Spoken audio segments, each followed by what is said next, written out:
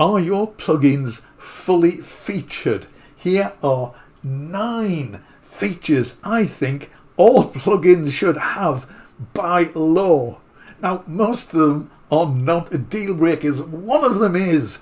I shall start with that one, but most of them are just little niceties, just little functions and features, just the way they work, which would make life so much easier. Now, many plugins have some of them. I do not know of any plugin which has all of them. So have a watch. If you know a plugin which has all of these features, do let me know. I may have it and I may have skipped it. Let's start with the deal breaker. And if you've seen some of my other videos, you'll probably know what it is. It is NKS compatibility. NKS stands for Native Control Standard. It comes from Native Instruments, and if a plugin is NKS compatible, it will appear in Complete Control, the Complete Control software. What's the benefit of that, you may ask, if you have not explored Complete Control? Complete Control acts as a shell program, so all your NKS compatible plugins will appear in it. You can sort through them all, you can check all the presets, you can sort by brand, by category, by instrument type. You can do this for all your NKS compatible instruments. It's free as well. Complete Control is free and you get some freebies with it. I have made videos about this explaining why I like it and how it saves me so much time. Links to those will be in the description if you want to check them out. Here's a quick look. So these are my NKS compatible plugins. I have dozens and dozens and hundreds of presets. Almost 100,000 presets, which is a silly number. You can audition them by just clicking on the preset name, which is handy. More of that in a moment. But you can also sort through them using tags, using search terms by brand, all sorts of wonderful stuff. This just saves me so much time. Now, you can navigate your way around Complete Control with a mouse and your computer keyboard.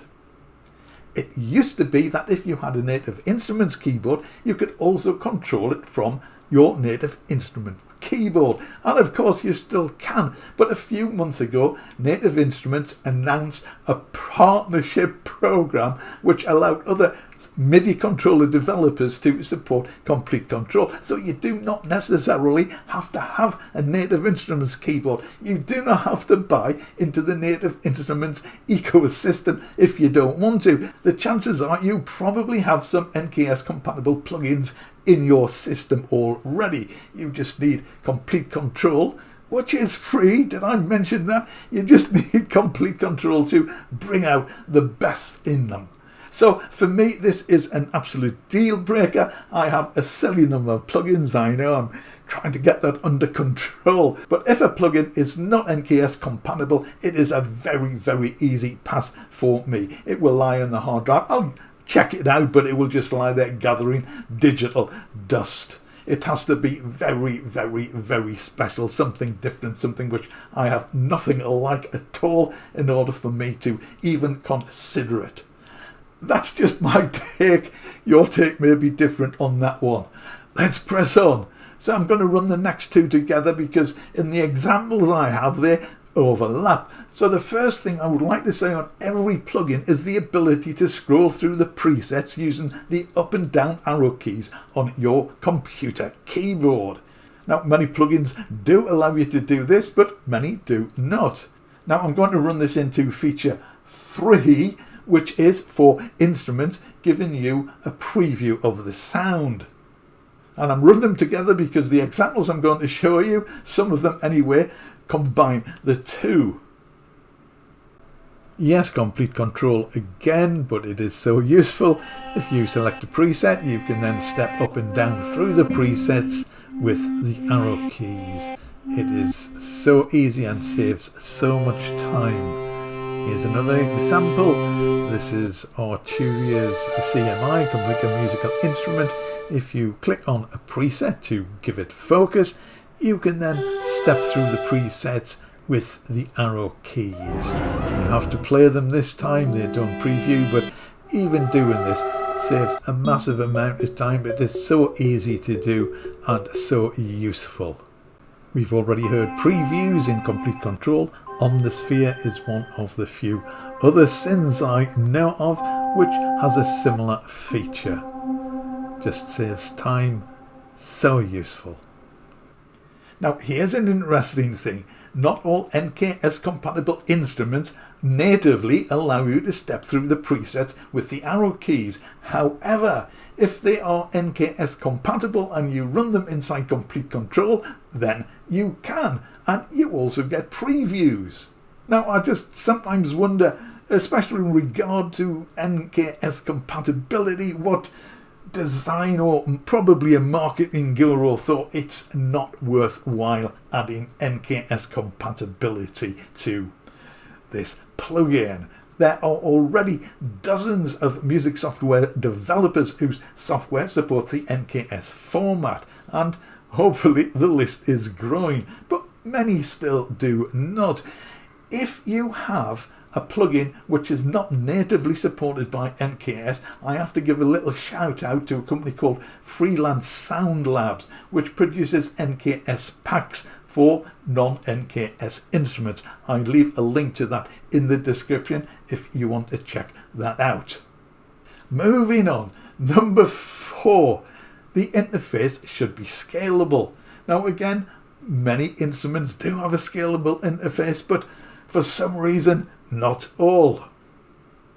Yes, this is Vital, everyone's favourite free wavetable synthesizer. Grab the bottom right corner and you can resize it however you wish to fit your screen resolution, to fit your workspace. This is free.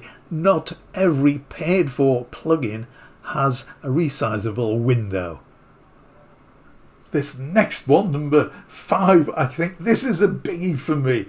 You will have noticed probably when you have been adjusting the parameters on some of your instruments that you can sometimes move the parameter just by putting your mouse pointer on the parameter and moving the mouse wheel. I love this. The old-fashioned way of doing this was to click on the parameter and move your mouse up and down, and that would move the parameter. But I just think that's so clunky, and when you're moving the mouse, it can move away from the parameter, it can hide the parameter values and other parameters. This is Neuphonium, and you can see just by putting the mouse pointer on a parameter and moving the wheel, you can change the parameter, which is brilliant. It also works if you drag the mouse up and down, but I don't like this as much because it can obscure some of the other parameter values. So why does every plugin not work in this way? Here's another one. I think all plugins should have an adjustable pitch bend range on the front panel. I only know of one. There are probably more, but I'm going to use this one as an example. This is Omnisphere with a bass sound, and I want to move from this pitch down to this pitch. But this is all I can do with the 2 semitone pitch bend. However, the pitch bend controls in Omnisphere are on the front, and if we set the down pitch to 7, then we can bend the pitch down from this note to this note, which is wonderful. In practice, I wouldn't use the down pitch for this. I would use the up pitch. So if we set that to 7 and then push the pitch bend wheel up to the top and play the note and then let it go back down to the center, we get the same effect, but the keyboard and pitches are then in a position to carry on playing. Yes, Omnisphere features more than once in this list. I could do a whole video about the user interface without touching the sounds or anything else. It looks a little bit 1980s, 1990s, but the design of the interface, the functionality has been very, very well thought out, and functionality wise it is one of the best interfaces that I can think of. Now you can probably adjust the pitch bend range from your MIDI controller, but It's far easier to do it on screen with a couple of clicks. You shouldn't have to dive into your keyboard controller settings just to change the pitch bend for one sound or one note. Another complaint I have, and you will probably have the same one if you have a few dozen plugins, and this is the registration method. Now, I totally support every developer's right to protect their software.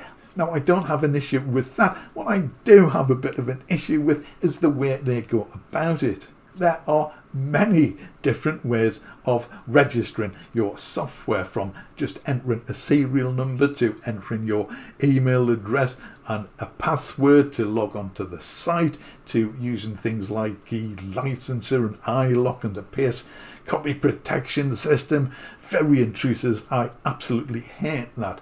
Now, it's fine to protect your work, but I think when it starts to interfere and make life difficult for genuine users, and I think it needs a bit of a rethink. Don't get me started talking about installation managers. Is at least one other ranty video about that. I'm not talking about that, I'm talking about registration. Now, in a related matter, I think this is point number 8. The installation process should give you a choice of exactly what format plugins you want to install and where to install them. Now, the better ones certainly do. You've got a choice of VST2, VST3, the new interestingly named clap open source plugin format. There's also the one for Pro Tools. You should also get an option of where you are going to save these plugins. Now, as I say, some do, but not all of them. Some installers will just install everything and you don't get a choice of what to install or where to install it. I have a folder on my disk called Avid, which is all these Pro Tool plugins which I didn't ask to install.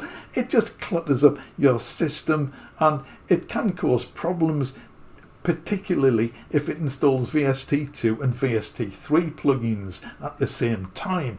When you look in your plugin list, you will quite often see 2 instances of the same instrument. Usually you will want to use VST3, but that is a discussion for another video.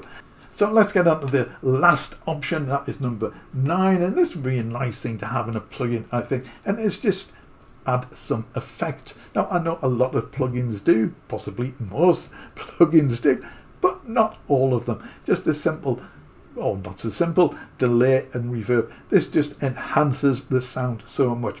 You can easily prove this to yourself by running a plugin which does have effects, switch them off and see what that does to the sound.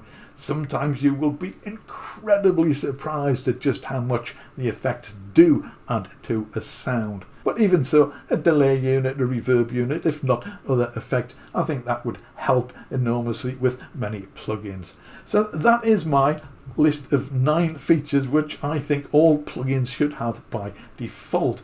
I can't offhand think of any plugin which ticks all 9 boxes. If you can, please do let me know. Have I missed anything out? Do you have a pet peeve that you wish all plugins had, or a peeve that plugins have that you wish they didn't have?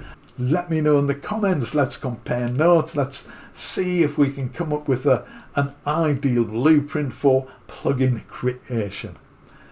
That's it for this one. As always, I really do appreciate you watching. Thank you so much for that. I will see you again in the next video.